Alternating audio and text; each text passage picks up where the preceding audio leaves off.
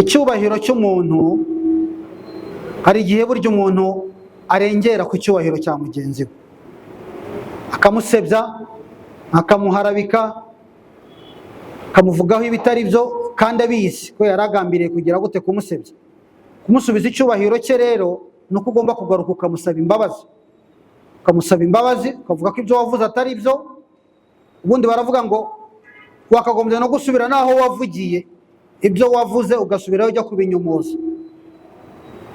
Niba waravuze uti kanaka yakoze ibi, ukagaruka ukavuga uti bya bindi navuze naje gusanga naribeshye, ibyo navuze kuri mugenzi wanjye ntabwo ari ukuri, kugira ngo umusubize icyubahiro cye.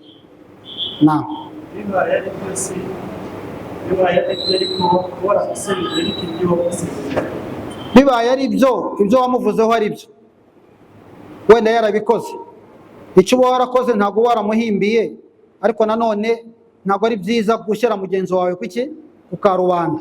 Ntabwo wasubira kujya kubihakana kubera ko n'ubundi ibyo wavuze ari ukuri, ariko we wamureba ukagira gute, wamureba mukiyunga, ukamusaba imbabazi, ukavuga uti wenda nabitewe n'iki cyangwa se byaturutse kuri ibi, umbabarire kuba wenda ntarakugiriye n'iryo banga, kuko umwemeramana agomba guhishira umwemeramana mugenzi we.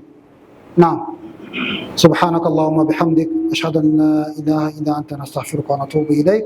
السلام عليكم ورحمة الله وبركاته.